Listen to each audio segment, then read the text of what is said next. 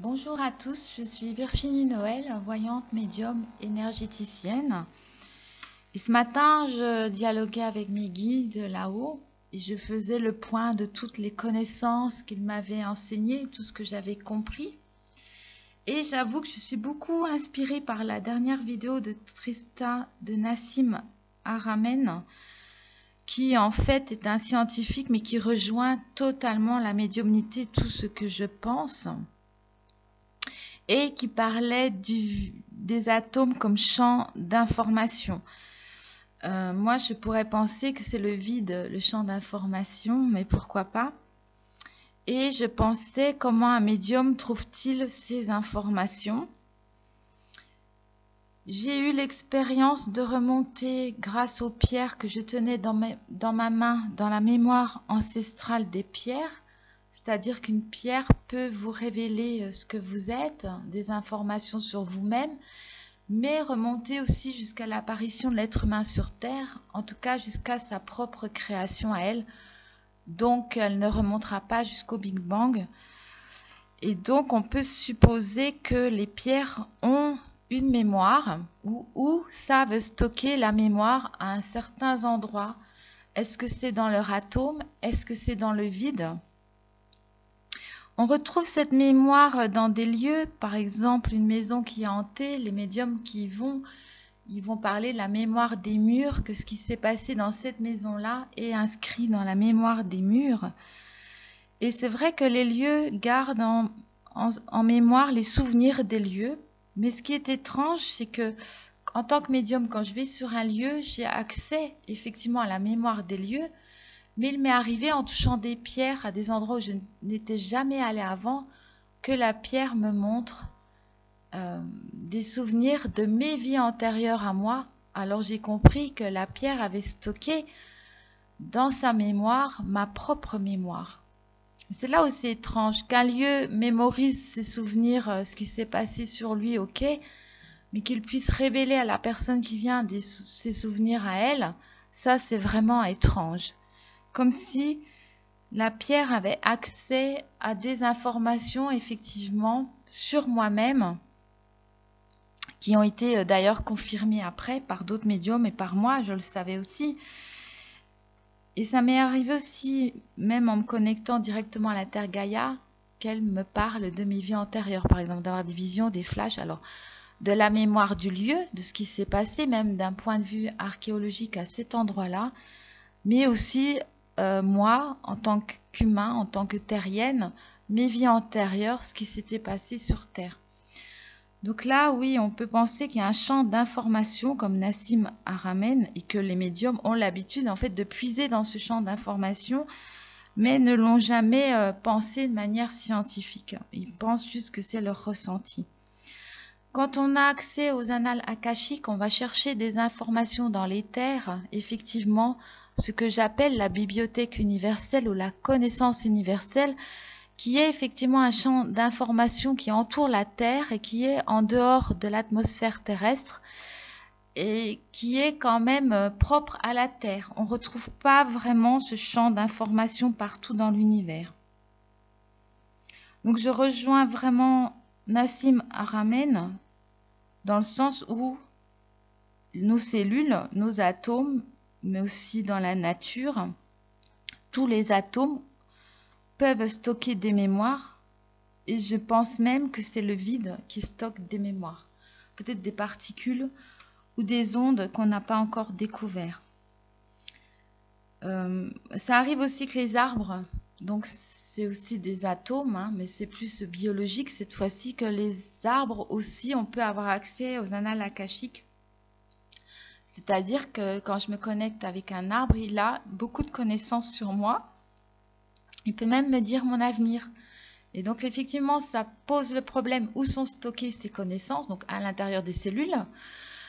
Et quelle est la notion d'espace-temps, puisque à première vue, à l'intérieur des cellules sont même stockés notre avenir, le futur. Ce qui est très étrange, n'est-ce pas? Donc beaucoup de points d'interrogation existent encore.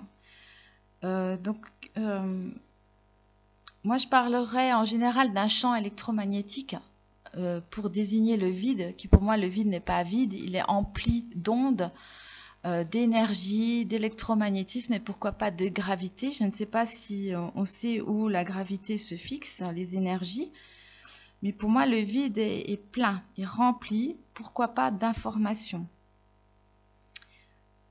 Je parle aussi des vortex d'énergie qui existent dans l'espace, mais aussi sur Terre, car pour moi, des médiums, dont moi-même, nous sommes des vrais vortex ambulants. On va absorber des tas d'énergie et les transmuter. On a ce pouvoir de transmutation. Et même des médiums comme moi qui sont des vortex ambulants. Et on sait effectivement que les chakras sont des petits vortex, mais le médium, dans sa totalité, peut être un vortex. Effectivement, il peut même ouvrir des vortex.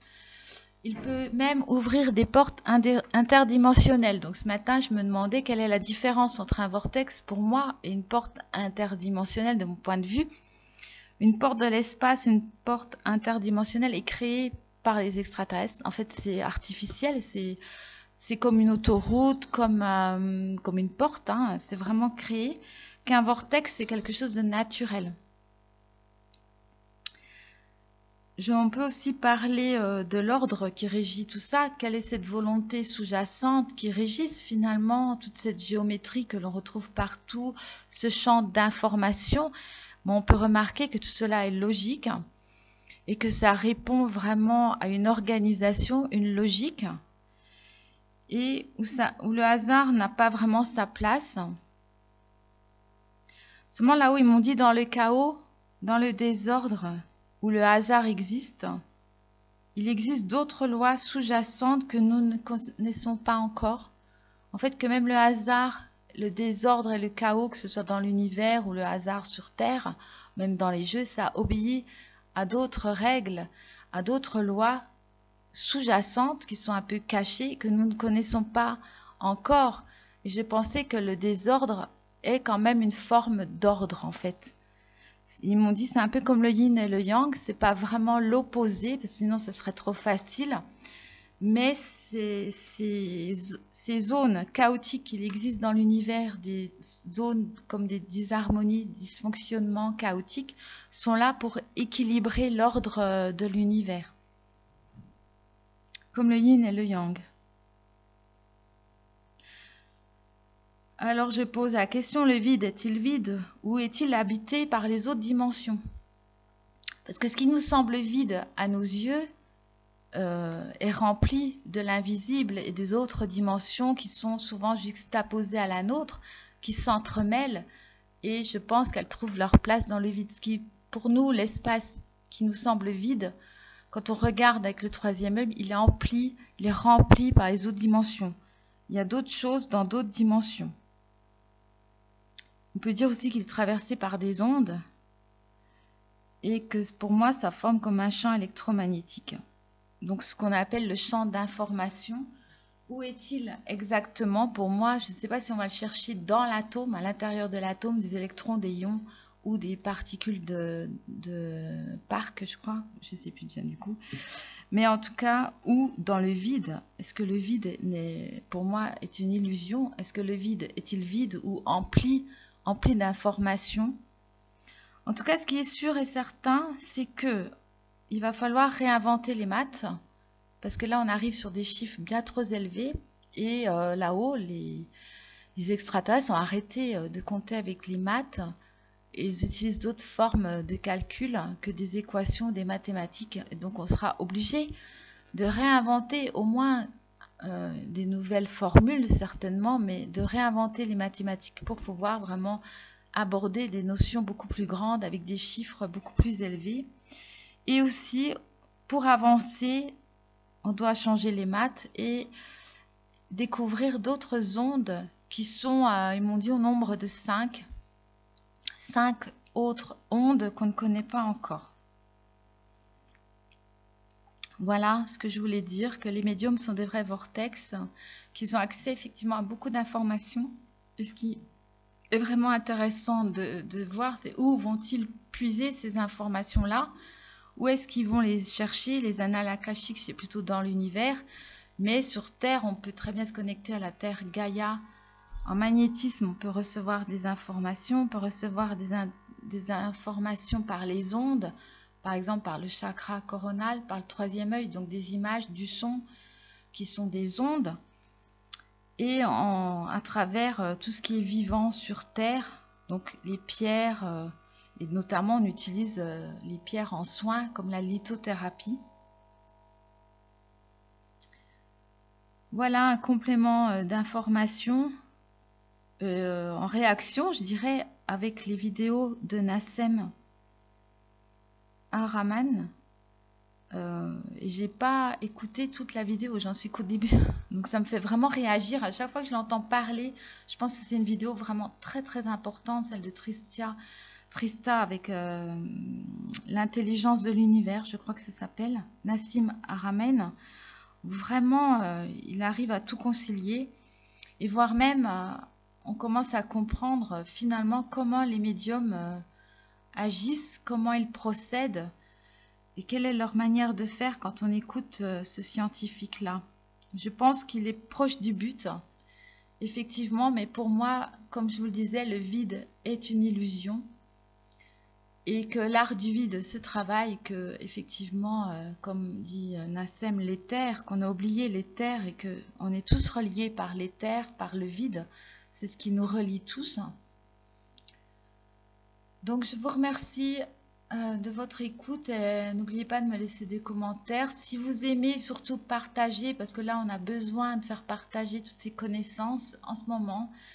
Et certainement, je viendrai vers vous pour d'autres informations dans ce genre de vidéo que j'appelle en gros spiritualité quantique, où on va mêler effectivement la spiritualité, l'ésotérisme et les sciences, parce que je trouve que avec la physique quantique et la mécanique quantique, on touche vraiment du doigt tout ce qui est médiumnité en fait.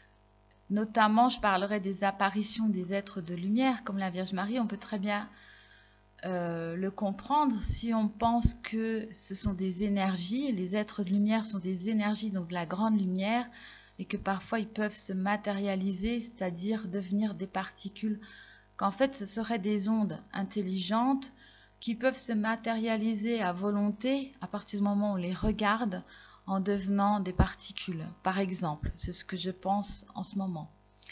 Voilà, je vous embrasse tous pour cette petite vidéo d'aujourd'hui. J'ai encore d'autres choses à vous dire, je ferai d'autres vidéos. Donc je vous embrasse tous, je vous remercie de vous abonner, d'aimer, de partager et à bientôt pour d'autres vidéos. Merci de votre écoute.